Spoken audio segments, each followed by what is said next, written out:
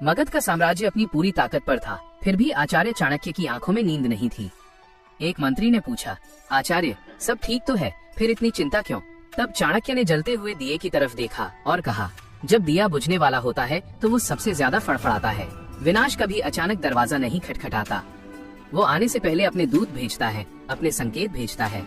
आज तुम चाणक्य नीति के वही 6 खतरनाक संकेत सुनोगे। अगर इनमें से एक भी तुम्हारी जिंदगी में दिख रहा है तो समझ जाना कि बुरा वक्त बस आने ही वाला है। और अब एक चेतावनी, छठा संकेत यानी आखिरी संकेत ऐसा है जो तुम्हें महसूस ही नहीं होने देता कि तुम खत्म हो रहे हो। वह मीठा जहर है, इसलिए अगर अपना भविष्य बचाना है तो एक भी सेकंड मिस मत करना। पहला संकेत ये है, जब घर के बड़ों की और समझदार लोगों की बातें बुरी लगने लगे। आचार्य चाणक्य कहते हैं, विनाश काले विपरीत बुद्धि, यानी जब बुरा वक्त आता है तो सबसे पहले इंसान की बुद्धि उल्टी हो जाती है। जरा खुद को देखो, क्या तुम्हें भी ऐसा लगता है कि माता पिता की सलाह पुराने जमाने की है? क्या गुरु या सही राह दिखाने वाले लोग तुम्हें दुश्मन लगते हैं? और जो लोग तुम्हारी झूठी तारीफ करते हैं तुम्हें गलत रास्तों पर ले जाते हैं, क्या वे तुम्हें अपने सगे लगते हैं? अगर हाँ, तो ये पहला अलार्म है। ये वैसा ही है जैसे बीमार आदमी को मीठा खाना अच्छा लगता है जबकि वही उसे मार डालेगा। अगर कड़वी सलाह देने वाले लोग तुम्हें बुरे लगने लगे हैं तो रुक जाओ, तुम खाई की तरफ बढ़ रहे हो। याद रखना, जो इंसान कड़वा सच सुनने की हिम्मत रखता है उसे दुनिया की कोई ताकत नहीं हरा सकती। अब दूसरा संकेत सुनो, जब इंसान अपनी कमाई से ज्यादा दिखावे पर खर्च करने लगे। चाणक्य का स्पष्ट कहना है, जिस घर में आय से अधिक व्यय होता है वहाँ लक्ष्मी एक पल भी नहीं टिकती। आज के जमाने को देखो, लोग अपनी इज्जत बढ़ाने के लिए महंगा मोबाइल लेते हैं, ब्रांडेड कपड़े लेते हैं, चाहे जेब में पैसे ना हो, चाहे उधार लेना पड़े। जरा सोचो, क्या तुम भी दूसरों को इम्प्रेस करने के लिए चीजें खरीदते हो? अगर तुम ऐसा करते हो तो तुम दरिद्रता को यानी गरीबी को खुद न्योता दे रहे हो। ये सिर्फ पैसे की बात नहीं है, ये तुम्हारे दिमाग की गुलामी है। जो इंसान अपनी इच्छाओं को काबू नहीं कर सकता वो जिंदगी में कभी राजा नहीं बन सकता। वह हमेशा परिस्थितियों का गुलाम रहेगा और गुलामों की कोई इज्जत नहीं होती।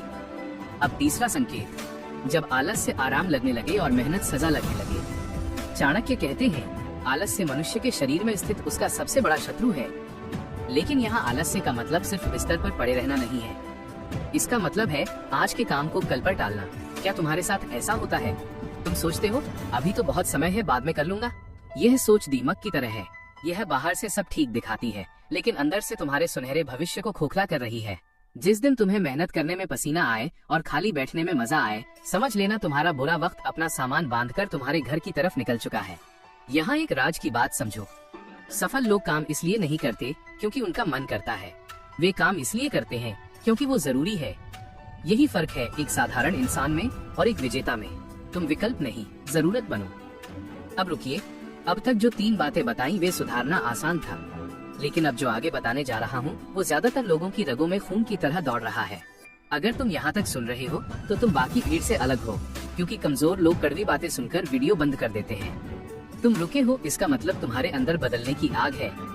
तो अब चौथा संकेत सुनो, जब इंसान अपने घर के राज और अपनी कमजोरियां बाहर वालों को बताने लगे। चाणक्य चेतावनी देते हैं, जो इंसान अपने घर की लड़ाई, अपना अपमान या अपनी अगली प्लानिंग दूसरों को बताता है वो अपने विनाश के लिए खुद कुल्हाड़ी तेज करता है।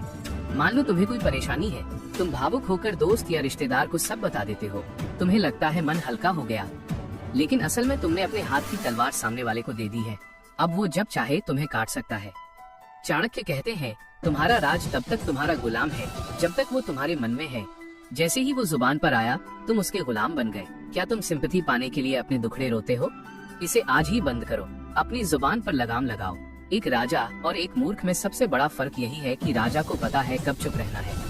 पांचवा संकेत, जब इंसान बिना परखे किसी पर भी आंख बंद करके भरोसा करने लगे। ये कलयुग है, यहाँ चेहरे पर कुछ और होता है और दिल में कुछ और। चाणक्य कहते थे, सीधे पेड़ सबसे पहले काटे जाते हैं। अगर तुम बहुत भोले हो, सबको अच्छा मानते हो, तो तुम इस दुनिया में नहीं टिक पाओगे।